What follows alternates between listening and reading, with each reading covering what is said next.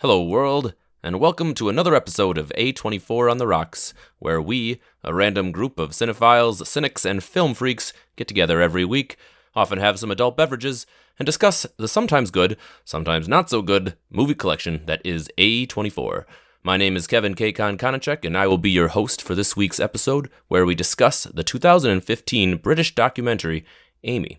A powerful glimpse into the tragic and troubled life of the musical legend, the incomparable Amy Winehouse. For the occasion, I have chosen a special bourbon out of my collection, a Weller 12-year. So, this pour is for Amy. But I'm not alone. Like always, we have our merry group of movie heads with us, ready to deep dive into this film, minus one Cole, unfortunately. He has another gig where he moonlights as a Panamanian drug lord, so he will not be joining us. Luckily, though, Eric, Kelly, and Blaze are here, and we're going to soldier on. So, what are you all drinking? And welcome to the evening. My name's Blaze, as aforementioned. Tonight I am drinking Evan Williams and Diet Pepsi. A disgusting match, to be honest. And then it was buy one, get one, so I also have a Diet Mountain Dew, because I'm a sucker for that sweet caffeine. Next up we got... I'm Eric. I'm quite tired, so I'm having a Kessler whiskey with a splash of 5-hour energy on top. Up next we have... And this is Kelly. I'm taking a little tolerance break, so I'm drinking some H2O and staying hydrated. Woo! Wow. All right. Kelly's driving us home tonight. This is excellent.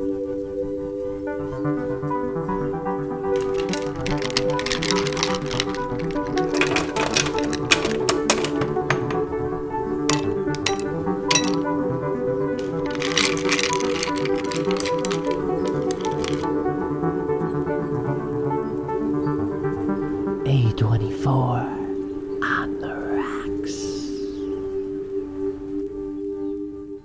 So, first question for the group. This is our very first A24 documentary. So I guess, what is your general opinion of documentaries? Do you watch them regularly? Do you find yourself gravitating towards like events or people? And like any favorites? Eric, since you are the first person I'm seeing right now, why don't you tell me what do you think about documentaries? I love a good documentary, especially, I feel like in the last 10 years, they've really come a long way with sprucing up documentaries. Werner Herzog has had several good documentaries that I've seen. There's one that I watched on Netflix. I think it's called The Tower, and it's about the shooter at University of Texas, Austin in the 1960s. It was one of the first school shootings. They animated like all of the interviews, and they animated kind of the play-by-play of what happened. It was, heartbreaking but phenomenal. So I love documentaries, actually, and I think in the last 10 years, they've really come a long way. Awesome. Kelly, do you have any particular documentaries that are your favorites? Yeah, so watching this, I realized about maybe like 5 to 10 minutes in, I'm like, I don't really know what makes a documentary good or bad. It's like, this one I'm a little lost on, because there's no story to follow. There's no this or that. I'm also not much of a documentary watcher. I watch vegan documentaries, which I guess what makes a documentary good is what I had to ask myself. I'm like, does it make me feel something? Obviously, when I watch vegan documentaries, they made me feel so much that that's my life choice. But when I was watching this movie as well, I was questioning as I was watching, what am I feeling? What am I learning? And is it successful in what it's trying to do? So that's not a big documentary head, so I don't feel like I can speak intelligently on them, but that's just because that's my personal taste. I think it's a very good point about what are we learning. I think a lot of documentaries are focused on teaching someone something, whether it be an educational documentary, scientific documentary, or whatnot. But I also think you can learn things from emotional documentaries and musical ones like tonight. What about you, Blaze? Do you find yourself watching documentaries on a rainy Saturday? Oh, documentaries are definitely one of my guilty pleasures. I really like Rick Steves Travels Europe. I like travel documentaries. I like learning about other cultures that I'll probably never get to experience. March of the Penguins, Oceans. Then I like, like Louis Theroux when he goes into like the underbelly, like the Miami Super Jail, the singing Nazi girls. It's really cool to see a good documentary. I think a good documentary is only as good as the documentarian. And like, for example, Louis Theroux, he really lets these people get their guards down, and you really get to see the actual human behind the Ku Klux Klan member or the M13 member. So it's really cool. I love all those types of documentaries. So this was right up my alley as far as, the type of movie that it was.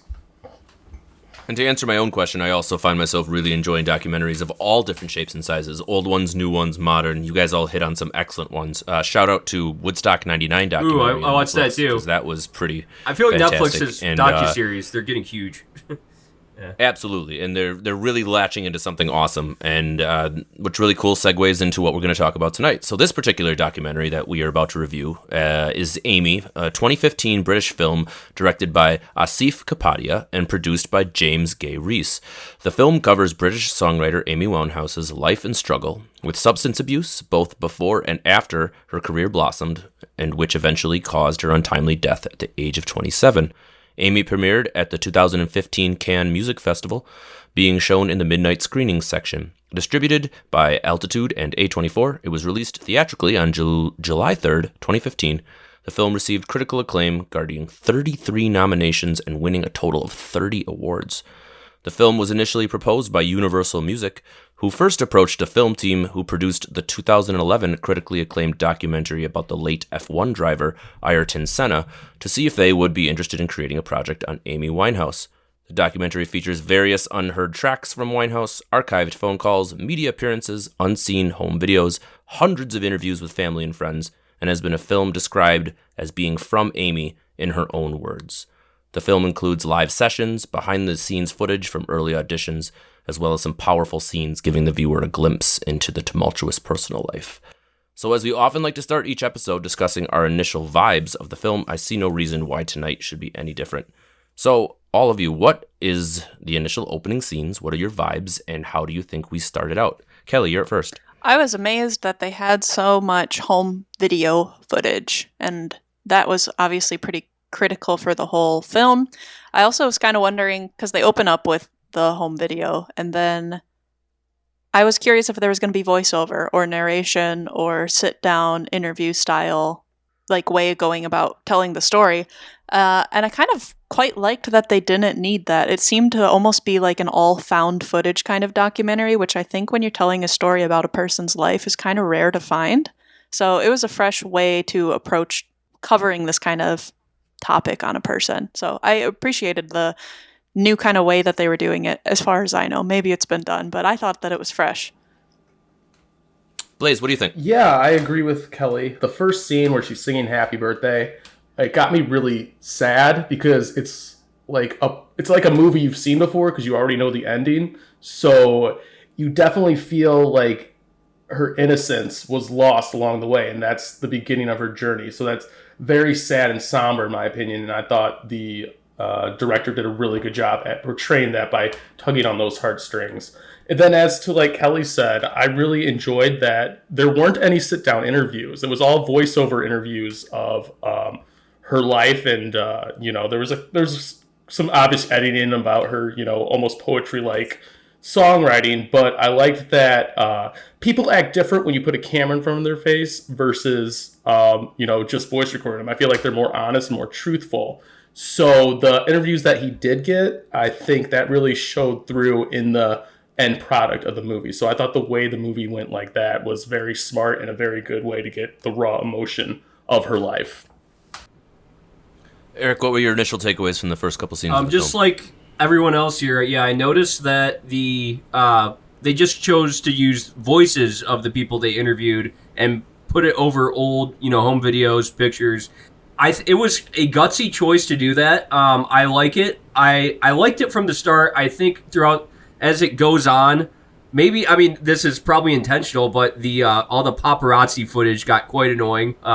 As Amy Winehouse, I'm sure, experienced that was quite annoying for her. Yeah, that was definitely a top thing I noticed. And I growing up knowing Amy Winehouse, not personally, but just knowing of her, you see just how far she came from when she was a teenager. Like how she kind of descended into what she ended up being, and how sad it is. You see her as a teenager, and she just like seemed, I don't know, healthier than I ever remembered her in the public eye. And it's such a stark contrast from, my memory of her. And I definitely think the director chose to put those home videos right at the start to show like, hey, look at this person, this teenager, seemingly like any other teenager, but then her life, takes a dramatic turn. So for me, I really liked what Blaze said earlier about having that initial emotional reaction to what you were seeing on the screen and being sad knowing what was going to happen to this person. I also had that exact same visceral reaction where I was just like, oh my God, this is so sad about what we're going to see and witness and where it started and maybe how it could have been avoided. And just the overwhelming emotion right off the bat was not something that I was expecting. I did not know what I was going to see the movie, but then when it started going, I was just kind of like, all right, well, we're in for a roller coaster right off the bat. And I think the director really made a conscious effort at starting us out that way. And we see through the rest of the film that continues, that emotional heightenedness, that awareness is something that the viewer must kind of contend with and deal with as they watch the film. Right away, also, we get a certain soundtrack that I picked out because it was so unique to me and I never heard it before.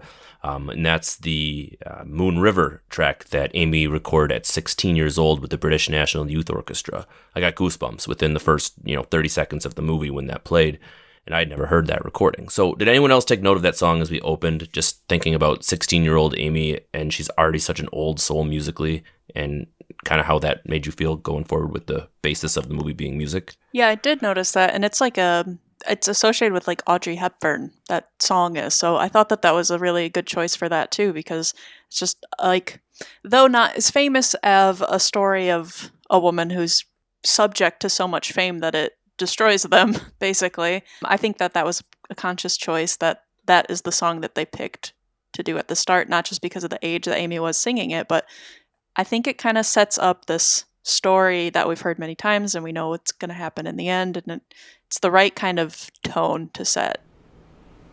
It's from Breakfast at Tiffany's, by the way, classic 60s movie, Moon River. So is anyone a self-professed lover of jazz? Eric, what do you think about the jazz that we get right away from the beginning? You like jazz? I like jazz. I just know that I'm not as nerdy and into it as people that are really, really into jazz. Like, I know people that are extremely into jazz, like my dad. I couldn't talk to them for more than 5 minutes without showing that I actually don't know that much at all.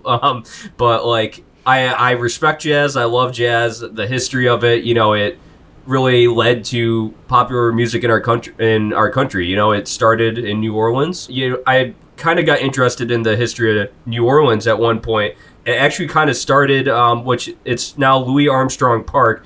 In New Orleans, it was a very Catholic city, and on Sundays, they would actually let the slaves have Sunday off. And so all of them would gather in this park and start playing any kind of instrument they could find and improvising. And that's what actually eventually led to the creation of jazz. And New Orleans' rich history with jazz, it started in the early 1900s when, obviously Civil War ended and people were free, and they would pick up instruments still, and they would still play and improvise together. And so just that history, knowing that right there, makes me love jazz and respect it for what it is, for sure. Right. So Amy lists some of her influences like Don Washington, Sarah Vaughan, Tony Bennett, and Thelonious Monk. And those are some of the biggest names at the time in their performance art. And she's quoted as saying, "I learned from everything, really." So she was classically trained, and I feel like the movie did a really good job of starting out the viewer at the logical place at the very beginning, giving us her background as a pure musician. She's not doing anything else. She doesn't want to do anything else. She wants to concentrate on her music, and we kind of see where that goes from there. So speaking of chronological order, Blaze, what did you think of the choice by the filmmakers to make this a true chronological film? Our first scenes are from 1998 when Amy is 14, and the movie progresses from there. How did you think about their approach? I think that it really worked for this documentary, going in chronological order, because like I said before, we already know the ending. So the point of this documentary was to humanize her, because I think during the peak of her fame, she was really just lambasted by the national media. Because I'll tell you what, just to get off a little side tangent, I thought Rehab was about her saying, "I'm not going to go to rehab," when I first heard it. And I was part of that crowd that made fun of her for it, because I thought she was just a wild mess. But then you learn about, the actual meaning behind it, and it completely changes 180s my opinion about her. It works chronologically because I think we do have to understand the steps you take in once you hit that certain spot in fame, and how many people let her down in every stage of life until her untimely death at the age of 27. So I really think going in pure chronological order from beginning to end actually did this documentary a lot of favors instead of jumping around from X to Y to Z. I agree. It kind of gave us a perspective of how she was progressing through her life, for better or for worse. We saw the months that preceded and the months that followed, and I thought that put us in the zone. Did anyone else have a particular opinion about the way that our director or producer made this a true chronological film? Yeah, I thought that you definitely needed to already have an idea of who she was before you started this film, because it doesn't lend you anything if you weren't aware of who you're already watching it about. It just kind of throws you right in and expects you to know a lot, which is fine, but it's a choice that kind of makes it not accessible to everybody. You kind of have to watch it with somebody who could give you just a brief little story before you jumped in. Otherwise, I think you would feel kind of alienated for a while until it starts to settle in. I also appreciated, even though we kind of started at her teenage years, they did touch on her childhood for just a sec, because I think that was a story that was never told. Like, no one ever talked about like how she became what she became, because I'm kind of in Blaze's boat. I didn't even know that she was really a jazz musician when she was on the radio. I just thought that she was a pop artist with a different kind of look. I didn't know how talented she really was until later. Had I not already kind of learned all these things about her and I just kind of jumped into this movie, I don't think that I would have been settled and understood what was going on until about halfway through. What do you think, Eric? Did you enjoy the way that the director kind of set up that we could follow her entire life in month-by-month increments? I did. I like I was saying at the start, we kind of see her as a teenager. She just kind of seems like any other teenager, even though like we've shortly figure out, her parents were divorced from a young age. She didn't see either of her parents that much, and she did have trauma as a child, But you see her at that point, and then you see her progress throughout the years in chronological order. And it is just kind of watching, they actually say this in a film, watching a human slowly disappear. And the way they did it in chronological order, I think actually it helped, or it was a good choice. You both touched on a really key part, and that's the small glimpse that we get into her childhood, where Amy mentions her absent father, her weak mother, how her grandmother was such an important part in her life, and how the divorce truly was that jumping off point for her in turning into this rebel who didn't want anything to do with her mom and didn't have a dad to tell her no. And it's crazy to me that we see throughout the rest of the film Amy's massive desire to latch onto strong men throughout the film, and how it really seems to me it comes down to this one moment where she's allowed to just kind of go out and do her thing. And I'm all for independence and discovering how you are as a kid, but there was no ringing it in. And Amy mentioned it over and over again that she feels like if there was something there, maybe she wouldn't have gone down that path. So I'm going to ask you, Blaze, do you think that moment might have been like kind of that linchpin moment where after the divorce it was kind of going to happen regardless, or is that just looking too far into it? I get where you're going with that, but I do think you're like going a little too far into it. I think a lot of us have a majority of people have a pretty shitty upbringing, like if I'm being completely honest, but that doesn't mean that we're all going to fall influence to the stuff that she went through. I think a lot of what she had, I think she has a lot of father issues. I think her father leaving and then coming back into her life as soon as she becomes famous is a very like negative thing. Mitch Winehouse, who told her not to go to rehab, even though that he actually said that. It's pretty clearly said in her song Rehab. Old love interest Blake, I think he was a real influence and part of her daddy issues. The fact that he broke her heart so badly and left her that she crafted quite a beautiful album. I've been listening to it on repeat for a couple days now.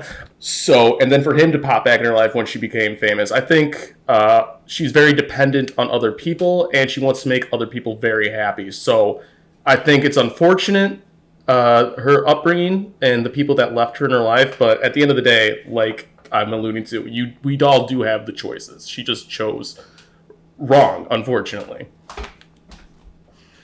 So Blaze started alluding to some of our real-life characters that we kind of get to know as the film goes on. And unlike a regular film or a film that isn't a documentary, we have actors to judge their performances on. Well, we don't have that, so now we have to kind of judge the people on the way that the director or the producer displays them to the viewer or represents them based on the interviews or however. We clearly have negative opinions about certain individuals in this film, and we have positive opinions about other people in this film.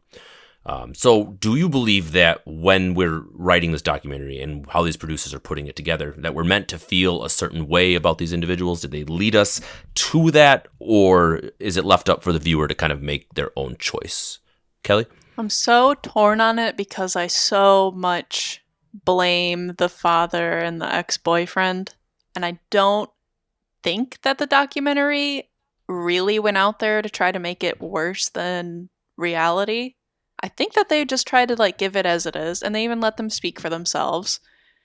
They could have made them look a lot worse. They could have made them look a lot better, but I think they tried to toe the middle line, and still I know how I felt about them. So Good answer. Eric, what did you think about the, not necessarily ham-fisted attempt at pushing your opinion on them, but just maybe the subtly, clearly, here's your opinion from the I director? do think that they shined a light on the truth, and I do think that they actually took an unbiased approach to it. It's just that the truth was the truth, that her dad was a leech, Blake Fielder also a leech, but also a co-addict, and he was, kind of using her to carry on his addiction and live a life of more money. And I guess this is generally, pop stars, when they get that big, now we definitely know about Britney Spears.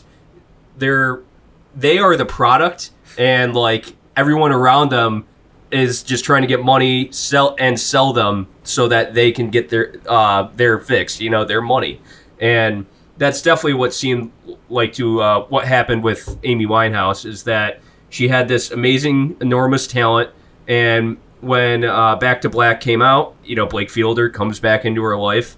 Her dad, I mean, he was always kind of there, but you start to see that he is hanging around her a lot more, and they just kind of notice, like, oh, I can get in on this gravy train, and they're going to do whatever they can to keep it going. Well, that's what I got from it, and that's what I think the director was showing them as they were, because they used mostly found footage here. They could have found something else to show these people, these characters, but they didn't. They showed found footage. So I think they showed them for what they really were, Yep, and for the other side of the coin, too, we do get some positive characters that make the viewer feel like someone who was looking out for Amy or maybe supporting her, and, her original manager, Nick Szymanski, and maybe her close friends, and kind of showed that there was a support network, because you have to juxtapose the bad guys with the good people. And in this film, we do have villains. We have what Eric just eloquently stated as the leeches who come back into her life, clearly at the time when it's most advantageous to them,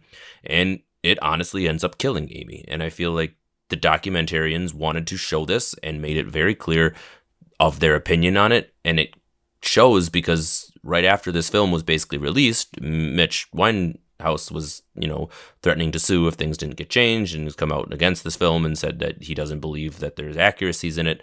And that truly just means that he's probably pretty damn guilty of pretty much everything that he's accused of. But I kind of digress. A couple other things I want to discuss is the cinematography and some of the ways they presented some of the things that we've been seeing. I really enjoyed some of the montage clips of Amy's handwritten lyrics as she's figuring out her poetry has been writing as really songs, and some kind of other sides they put along with it. Good examples would be when they're showing some of the jazz clubs or some of the songs. They put the written out lyrics next to her as she's performing.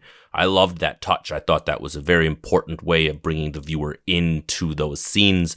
And I do think that there was some touches that really made this stand out as a documentary, but also as a creative film. Did anyone else take anything away from those moments? yes, I agree completely on the lyrics being written. It's this like intimacy that is necessary to really like feel into her songs, especially if they're ones that have never been heard before and you're only going to hear them that once. She has a unique way of singing where sometimes I don't even understand her words on the first listen. I think that it's a necessity out of not just comprehension, but the intimacy that it offers. And I think that it was a really good inclusion. I had my own thoughts on the font choice at first. I thought that the font could have been better. but it did kind of look like her handwriting, so I know why they picked it. Graphic designer Kelly over here. Eric, what did you think? I actually also kind of agree with the font choice. I was like, I don't know about this font choice, because Kelly's a graphic designer, so now I kind of judge fonts now too. But yeah, it did provide an intimacy into it, and it showed that, you know, she was a true songwriter. She like wrote those lyrics on her own, and a lot of pop stars do not. And she also like could play guitar, and you know, it really proved just how much of an enormous talent she was, you know? Blaze, did you have anything to throw in, and what did you think of the visual effects and kind of the establishing shots in some of those montage scenes?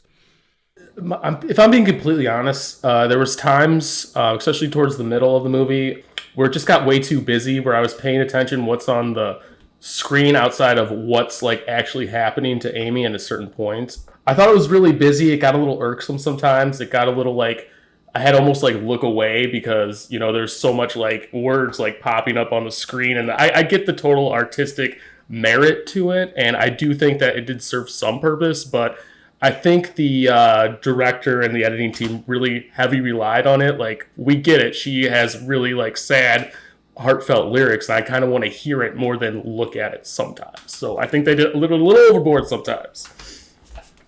What do you think, Eric? Yeah, I was. I just want to add, the found footage did get kind of agitating to me at points. You know, the paparazzi, just the camera moving around constantly, it did kind of get annoying at points. And that was a directorial choice, you know, to use all found footage. And it's gutsy, and I respect them for it. But yeah, it definitely can give you a headache if you don't get a little break from it, you know? I absolutely 100% agree. I think that some of those shots were absolutely intentional to make you feel uncomfortable and awkward, but there were others where it did kind of feel busy and it distracted you from kind of what was happening. Eric, you mentioned... Oh, I was going to say those paparazzi scenes, like, I felt like I was going to have, like, an epileptic episode sometimes. Like, I cannot believe, like, it really, like, did not make me want to be famous. That's how terrifying it was for me. Not that I'm afraid to be famous. I'm afraid of that constant just, like, pop, pop, pop. That was... legit out of like a horror movie for me. Put a pin in that thought, because we're actually going to come back to what we feel that must have been like. But Eric, you mentioned something about Amy's songwriting, and we have a unique opportunity here because you are a songwriter, and as that, you've taken the time to pour into yourself to find that inspiration. And Amy says, I won't write anything unless it's directly personal to me. I wouldn't be able to tell the story right because I wouldn't have done it. So, Eric, can you relate to that? What was kind of your creative process when you're going through some of the songs that you were creating, and can you relate to Amy during that moment? So I was surprised after reading her lyrics, just how directly, like, personal they were. They, like, I will write songs, but I will make them a little ambiguous sometimes. You know, I won't try to be too on the nose, but she literally wrote a song. They tried to make me go to rehab, and I said, no, no, no. And that was literally what happened. They tried to make her go to rehab. And, you know, it sounded also like the love songs that she wrote. They were very on the nose with, you know, her tumultuous relationship with the wanker Blake Fielder. And, and you know, I think that, like, she was very, and I, you know, completely respect that, but she had like a certain lyrical pattern that made her sound like an old soul. And, you know, that's, for me, I think I am a little more ambiguous in my songwriting. And I like to think that, like, when people write songs, you know, they have like a certain, what should I say, mise en scène to them, you know, like they have a certain like thing that they can only do themselves, you know. No one could write songs like her, and I write songs my own way too, though. Yeah, I think that you nailed it absolutely when you say that she had an intent on her lyrics, right? And it came out clearly when she was writing about things that affected her life. We talked about when tragedy strikes, a lot of time that's inspiration. And for Amy, it was the abrupt leaving of Blake when they initially got together, and kind of the heartbreak that resulted in Back to Black in general. And without those life experiences, Amy doesn't necessarily write those songs the way she does it, and maybe everything kind of changes out and does differently. But it's a unique experience, so thank you for sharing, Eric. There are certain parts of this film where I kind of found myself getting extra emotional or feeling really particularly bad for Amy in some moments. but I also had overwhelmingly happy experiences during her performances and sharing of her love and joy of music. Did any of you notice any particular heightened moments of emotion throughout the film where you were just like, wow, I feel a certain way more than, let's say, others, like a certain scene or a certain thing that happened to Amy where you just kind of felt connected to her in that moment? Absolute happiest moment to me was her waiting to get her award, and Tony Bennett comes up to give it. And she looks like a happy little child sitting there staring up at the video of Tony Bennett. And then later she goes and meets him and records with him. And that like made my heart soar for her. I was so happy. And her facial expression was the most purest joy. It was extremely heartwarming to see. I agree. I took an extra note during that scene too. I just was taking pause at that was a genuine reaction. That was truly how she was feeling at that very moment, captured on camera for, millions of people all over the world. I'll follow up too. What about you, Blaze? Oh yeah, go, Kelly, please. Probably saddest point for me was right after that scene when she brings her childhood friend back with her and tells her that nothing feels as good when she's sober. Like, everything's more boring. Like, this is like the highest high, I imagine, up into her life right now. She was just acknowledged. She won an award. By her icon said her name, and her immediate thought is, I wish I wasn't sober for this right now. And that's crushing. Yeah, just absolutely just makes you feel so bad for her in that moment, and makes you wonder if there was any ever chance at all, if something that beautiful and special was boring, then there was maybe no hope. Eric, what do you think? My favorite part of that specific scene actually was obviously it was her getting the award. That made me, my heart warmed. But like also when right before that they announced Justin Timberlake's record name, and she was like, "What goes around comes around." That's the actual name of the album. It just made me it made a larger point. She was such a unique and like original artist, and then you have fucking Justin Timberlake over here making songs like in records called "What Goes Around Comes Around," just like a saying that's been around for 100 years. And yeah, it just, that scene all together though really hit home for me, just how original she was as an artist. And it's just like, oh my gosh, she heard her childhood hero tell her that she won the record of the year. And yeah, again though, her friend, said just right after that, like, she wished she was high, and it shows just how sad her life had gotten to that point.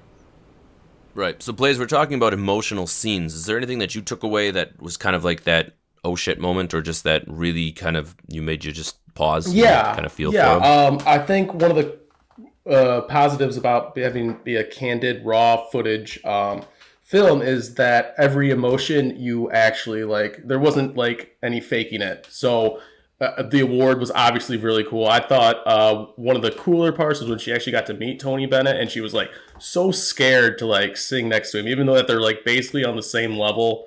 And then she needed to take like 5, 6, 7 takes. And he was like, no, because I'm a perfectionist too. And it's never going to sound the same. And I felt like that was like the peak for her, because right after that, it's like all downhill. The parts that made me especially emotional, they showed the late night clips. I believe it's Frankie Boyle, Jay Leno, and Graham Norton. They all poke fun at her. And at this point in the movie, I am so invested into Amy Winehouse, the person, that it really made me feel bad, because probably at that time I was watching one of those shows and I was laughing along with it, kind of like a la Monica Lewinsky. I feel deep shame for myself. And then the other part that really took me for a loop was when she was on her benders and the paparazzi was following her, and she just looks like absolute shite. Like, she is like eye makeup running down her face. She's barely comprehensible. She has no shoes on.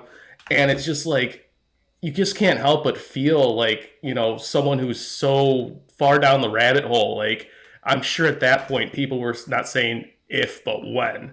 So that really evoked a strong emotion in me of someone that, again, in just, an hour and a half, 2 hours that I got to know. So that was really, really, really heartbreaking. So we've been tiptoeing around the idea of fame and what fame does to a person and kind of all of the trappings of fame and all of the pitfalls that come along with it. And it's clear from some of the initial conversations in the interview questions, our director wants us to make us think about that idea of fame. Amy is clear that she doesn't think she could handle being famous, right? As she would go mad. She has a pervasive self-doubt about herself all throughout her life, and this film does a great job of setting the scene from all different struggles that Amy would eventually have down the road in handling her star status while battling prevalent anxiety and depression. So how do you feel that the media and the paparazzi are portrayed throughout this film? I know we've touched on it, but now let's hone in on it a little bit. Do they share some of the blame for what eventually happens to Amy? And what did you think of the filmmaker's approach in using heavy saturation of the flashbulbs, sound effects, and other effects to enhance the overwhelming presence of that life of privacy invasion? Kelly, why don't you start us out ripping the paparazzi a new one? Yeah. I definitely think that it was completely intentional, as we've already been touching on this. It was obnoxious. It was in our face. It was going to make us have a stroke. But I think it should be that way. I think that that's what it was like. And I think it all happened really fast. Same in the documentary. There's no slide into it. It's just like one day your life's kind of more normal. And then the next day there's 1,000 flash bulbs outside your door all the time. I think that it was well done. I appreciated the heavy-handed approach. I appreciated that they, for lack of a better word, showed Amy's Britney Spears moment where she lashes out. I would do that. I know that I would if I was in those shoes. Like, maybe I would be nice once or twice and then I would lose my mind. And I very much empathize with that reaction and that fear and that complete lack of privacy. Blaze is talking about how they take pictures of her at those times, and it's just like, I don't even want to look at the screen when they show those pictures. It is such an invasion, and I think they did a good job showing that in the movie. I think they could have even done more, and I would still not have a problem with it. Eric, did you have a particular opinion other than what you've already shared on kind of their approach with the paparazzi and some of those incredibly raw, visceral photos? Yeah, I mean, again, it gets agitating after a while seeing that all the time. But yeah, again, I can only imagine how agitating it would be in person for so long, just like having to see light bulbs just blow up in your face. And this is where I think it's almost a double-edged sword with celebrities sometimes, because they do when they're musicians, actors, actresses, they kind of sign up for that fame when they release or sign these record deals, sign these deals to do huge movies. They kind of sign up for that fame, but then I do think there needs to be an in-between where paparazzis should get out of their way, when they're trying to just sit and have dinner or something, There needs to be an in-between here, and I think that 14 years ago, that was probably the very pinnacle of how horrible paparazzis could be. And again, we saw it with Britney Spears and everything. And it just there was no end to it, she couldn't even go on an island vacation without her dad bringing paparazzi to the island, So messed up. Yeah. Not even that. He was filming his own documentary. Yeah. Yeah. It just leads us to more reasons why Mitch Winehouse is the worst person in this whole film, in my personal opinion. All right, Blaze, did you have any more rants on the paparazzi we wanted to get out of the way? Well, I've said a lot, but I do want to take Eric's counterpoint. Daniel Day-Lewis has been a great job staying out of the limelight for all these years. Does he live in the middle of nowhere in Ireland, I think? Yeah, he just minds his own business. I don't think I've ever heard him actually speak. I've talked a lot about it because I think that's one of the main points of the movie. Almost like a be careful what you wish for scenario.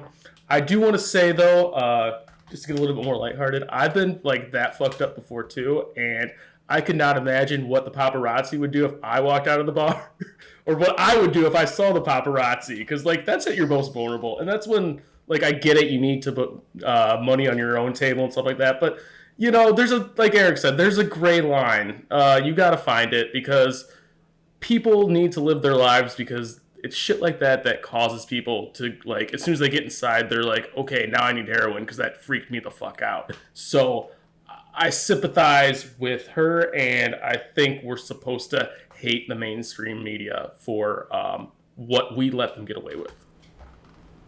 What do you think, Eric? I think a big part too was showing the comedians, the late night talk show circuit, just showing how like cruel they could be, and even like they don't make jokes that cruel even close to as much anymore. Like I can't picture Stephen Colbert ever body shaming a bulimic, treating addiction like that as a joke. And that was just the way it was 14 years ago. And it's like, holy shit, we've come a long way. I mean, there are comedians that are still pretty edgy, but like, making fun of a bulimic and oh my gosh. And then there's one point that I really wanted to point out. Dave Grohl is laughing at, could someone wake up Amy to accept her award? And there was like a joke.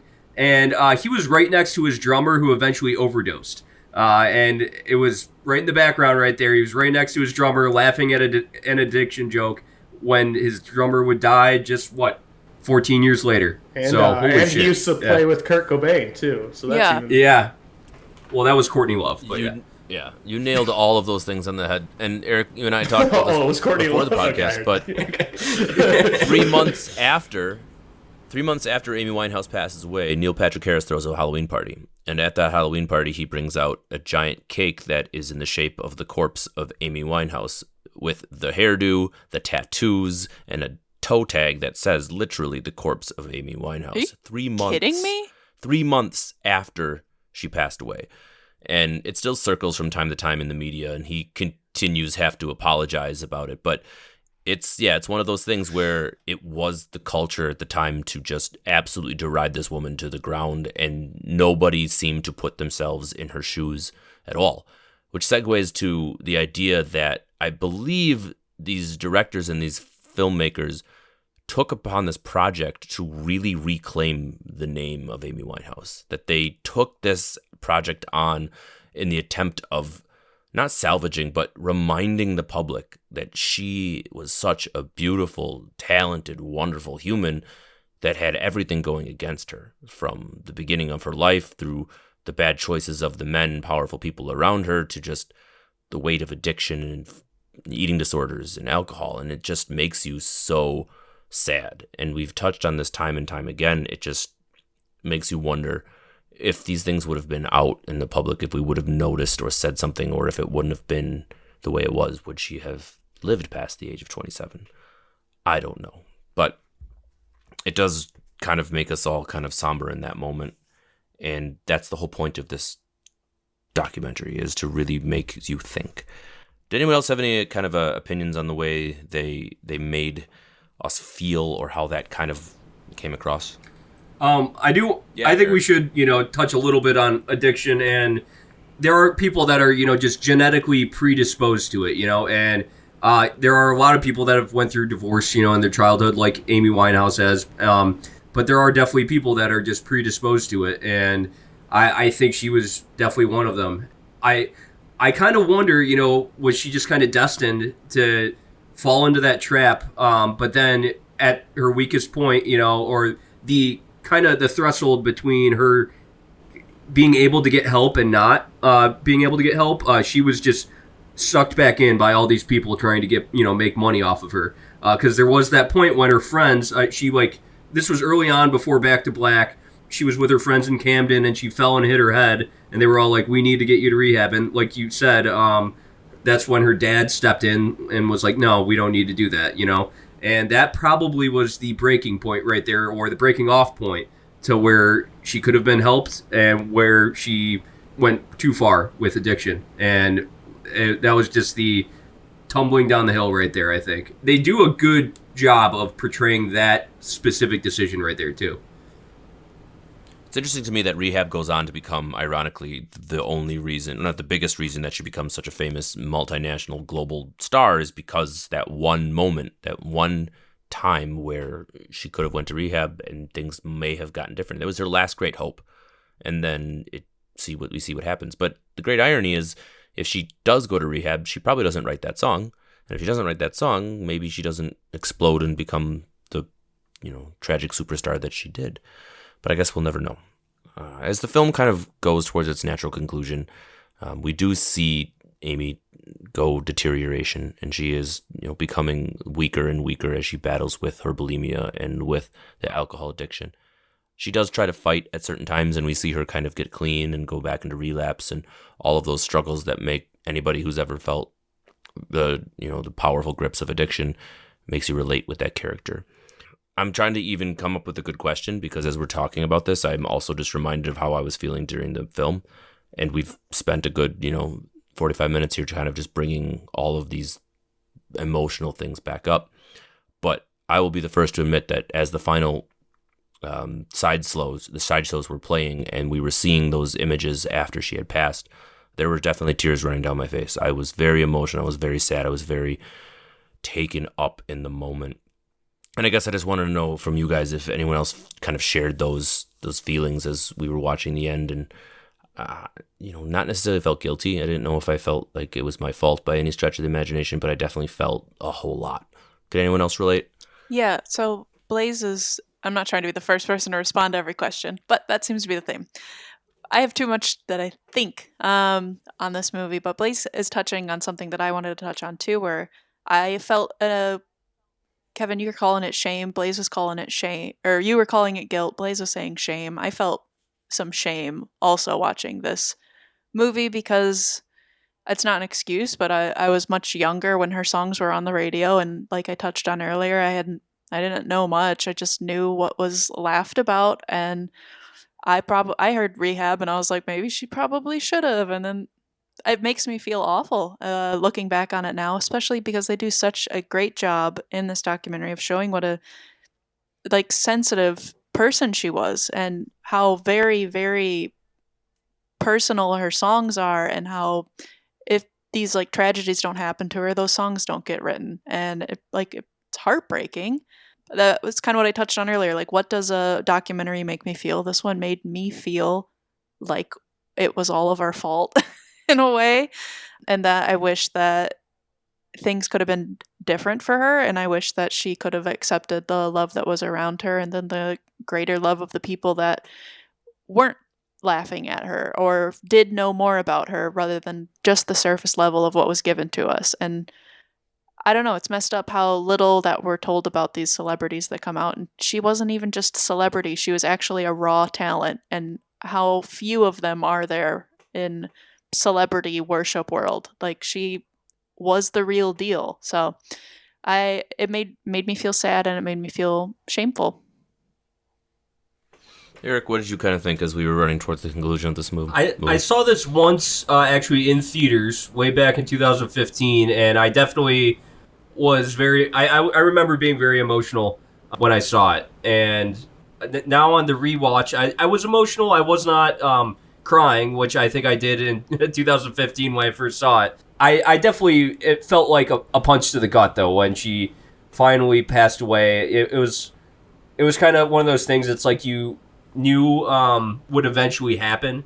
And let's say I was watching this, I didn't even know that she died.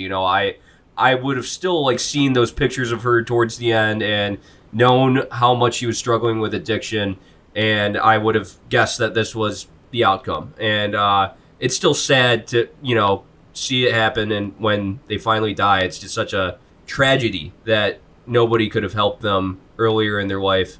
And then in her case specifically, it was so public, everything that happened, and her death was public. And it almost makes you feel like I hope she's at peace. I hope she's finally found rest. And I hope she, doesn't have to deal with paparazzis anymore, which she doesn't. So, yeah. Absolutely. Yeah. Blaze, what are your thoughts as we kind of wrap this up with the conclusion and kind of how you were feeling towards the end of the movie? Yeah, like I said, I feel like the most emotional part was the beginning of the film, just because you know how it ends. There's no alternate ending to this documentary.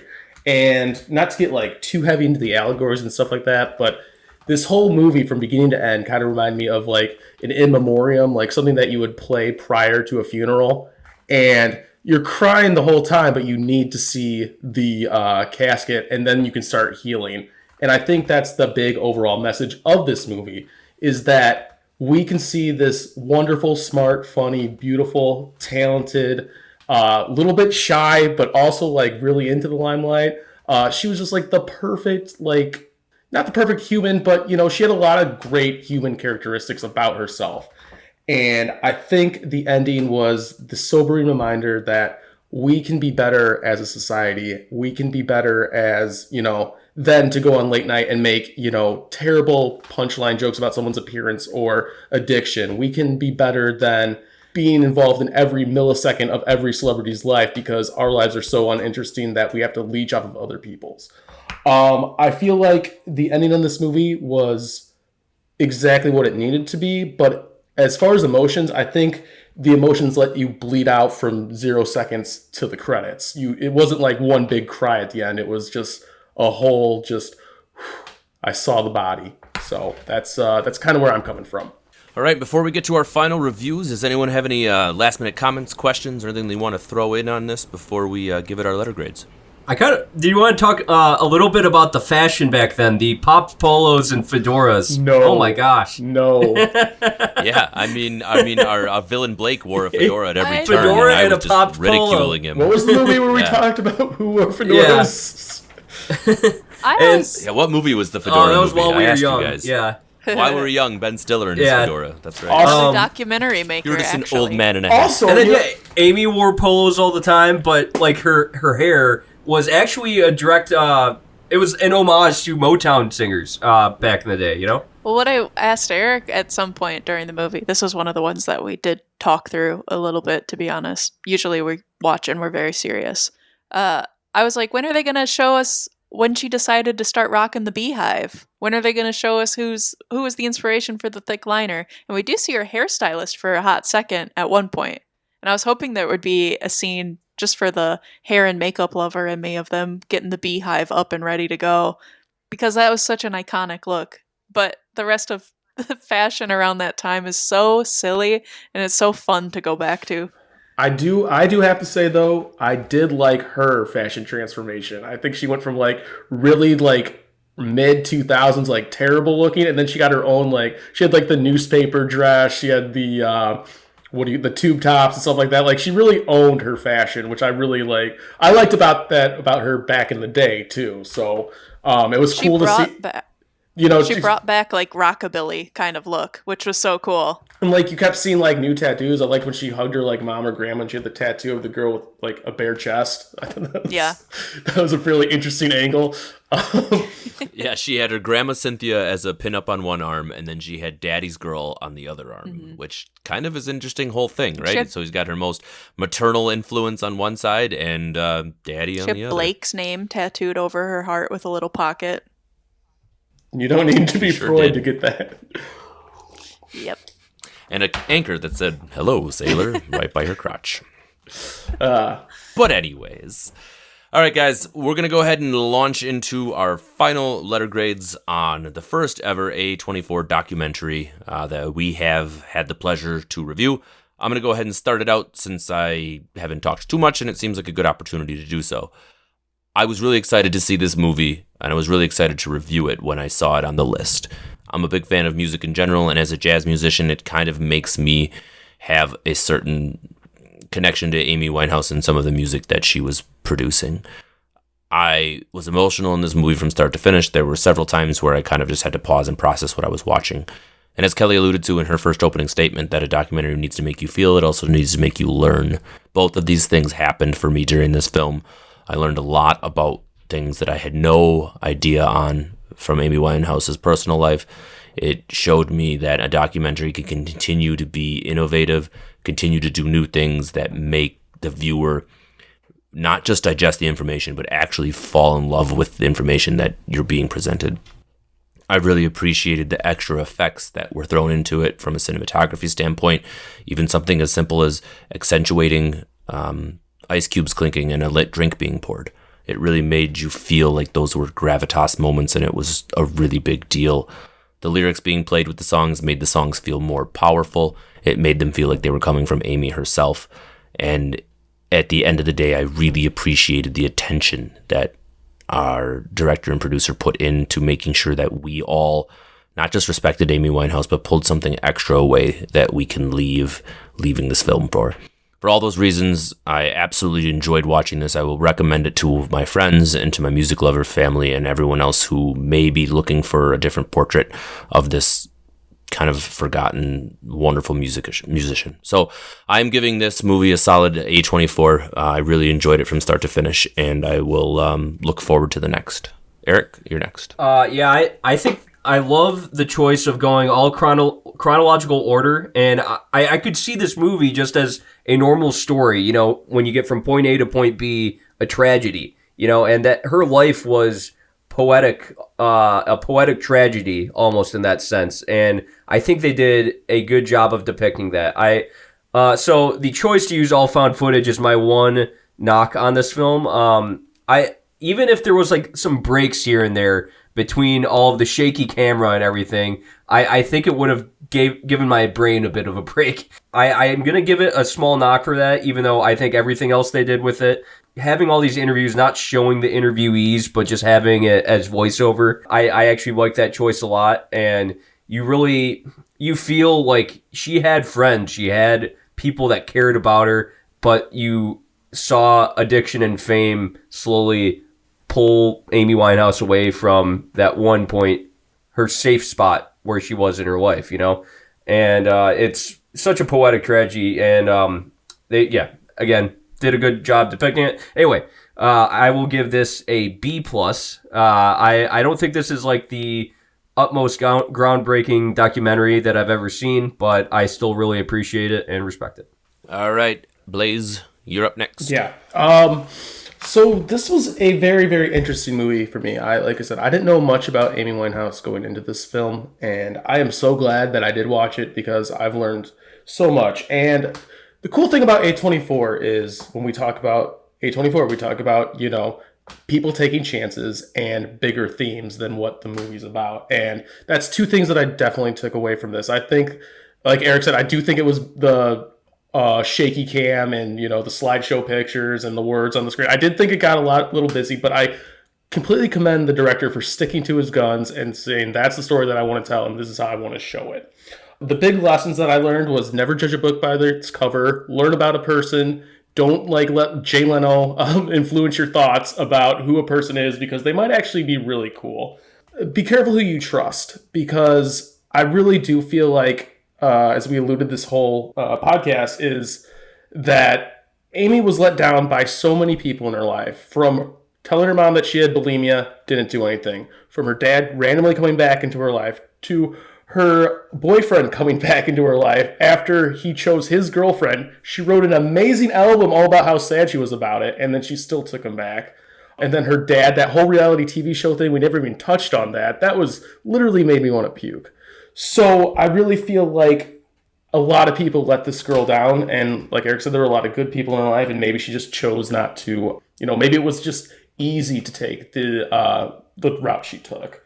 But I learned so much about her, and I did like it a lot. It wasn't perfect, like I said. The editing kind of got me. But I have listened to Back to Black like 4 or 5 times now since Saturday. So it is going to get that little A24 bump, and I'm definitely going to agree with Eric. It's going to be a B+ 24 for me, but I would definitely recommend it to everyone. All right, Kelly, bring us home. Yeah, I think, Blaze, you kind of touched on exactly what I wanted to say as well. With A24, I expect those things too. Something groundbreaking, something bigger than life kind of theme that you should take that was given to you.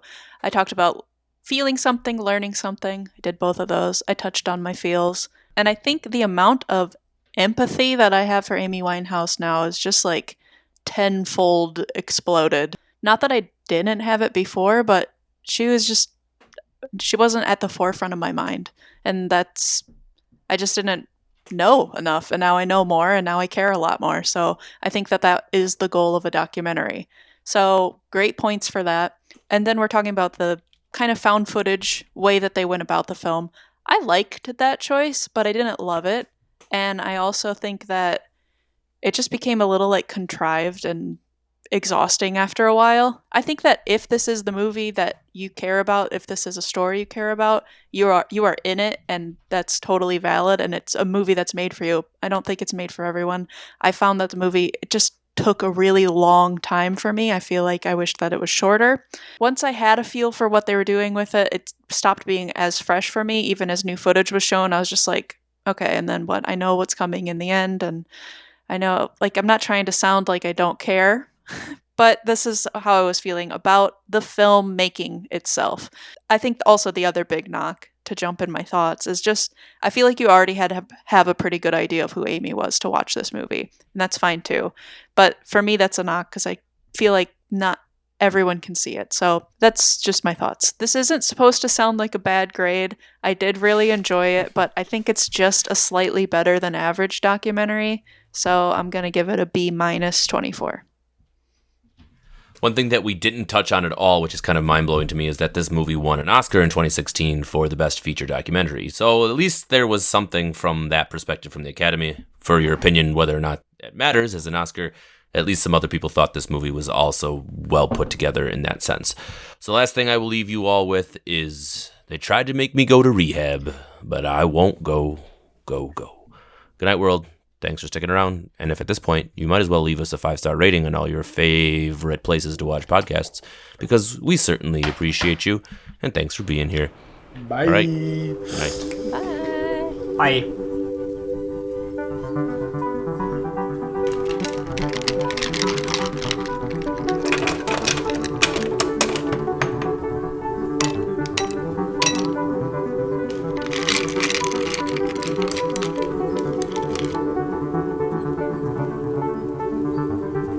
A24.